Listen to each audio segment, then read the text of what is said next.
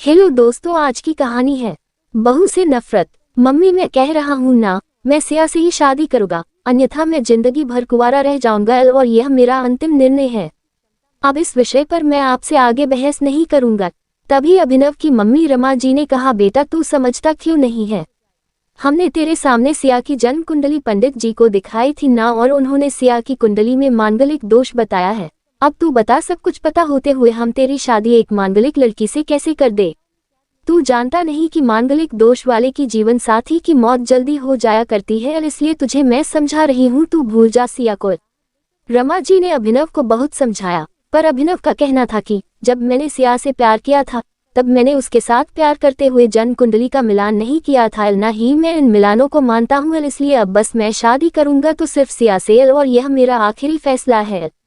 आखिर रमा जी को अपने बेटे की जिद के आगे झुकना पड़ा, और पंडित जी के द्वारा बताए गए अनुसार सिया के मंगल दोष को दूर करने के लिए अभिनव के साथ शादी करने से पहले सिया की शादी एक पेड़ के साथ करवाई गई, और उसके बाद सिया ने अभिनव से शादी करी। सिया दुल्हन बनकर अभिनव के घर आई, पर रमा जी को सिया का मांगलिक होना अभी भी खटक रहा था, और रमा जी उसे दिल से नहीं अपना पा रही थी, और घर में कुछ भी परेशानी आती तो उसका दोष सिया को ही दिया जाता। लेकिन सिया पढ़ी लिखी संस्कारी लड़की थी, और वह अपनी सासू माँ से मिले इन बेवजह आरोपों को अपने दिल से नहीं लगाती थी, और ऐसे ही ससुराल में उसके दिन कट रहे थे। एक दिन अभिनव ऑफिस से जल्दी घर आ जाता है। तब रमा जी ने उससे पूछा, बेटा आज जल्दी कैसे आ गया?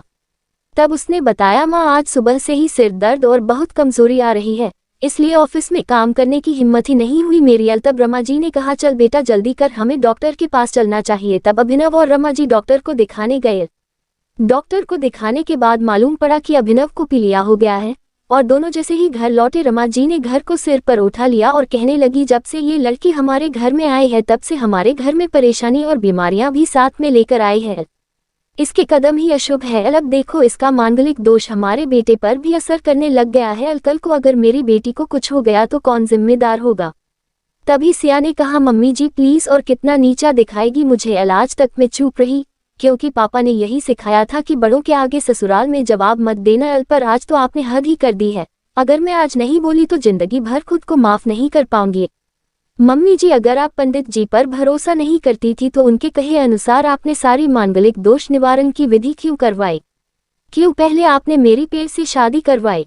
दोष मेरा मांगलिक होना नहीं है, बल्कि दोष तो मेरा आपकी बहू होना है, क्योंकि घर में जाने अनजाने में कुछ भी परेशानी आती है उसको आप मुझसे जोड़ देती है, और जब कोई सास अपनी बहू से सिर्फ नफरत कर रही होती है तब ये बहु दोष बेटे बहू को नहीं पूरे परिवार को परेशानी में डाल देता है।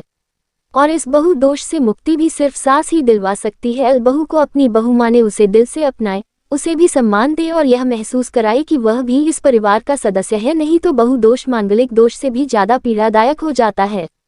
सिया की कही हुई बातें रमा जी के दिल को झकझोर रही थी, और उन्हें मन ही मन पश्चाताप भी हो रहा था। उस समय उन्होंने सिया को कुछ भी नहीं कहा।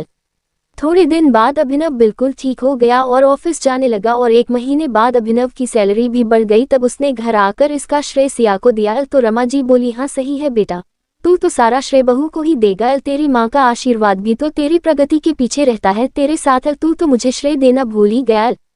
तब अभिनव ने कहा, माँ इस बार सिया का मांगलिक दोष मुझ पर और नहीं मेरी तरक्की पर नहीं लगा, और माँ जब हम बुरी परेशानियों का श्रेय सिया को देते हैं तो अच्छे कामों का श्रेय भी तो सिया को ही देना चाहिए, तो इसलिए आज का सारा सिया को जाता है। अभिनव ने हंसते हुए कहा।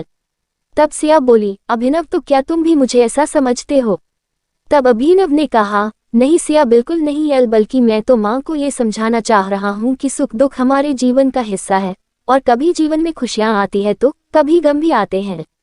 इसके लिए हमें परिवार के सदस्य या अपनी बहू को दोष देना उचित नहीं है। तभी रमा जी बोली, बेटा सही कह रहा है तू, और तेरी तरक्की ही बहुत है। मुझे इस झूठे दोषों से बाहर निकालने के लिए आज मैं ये कसम लेती हूँ कि आज के बाद में सिया को किसी भी बात का दोष नहीं दूंगी। ये सुनकर सिया आज बहुत खुश थी, क्योंकि आज उसको उसकी सास ने मांगलिक दोष के साथ साथ बहु दोषों से भी मुक्ति दे दी थी।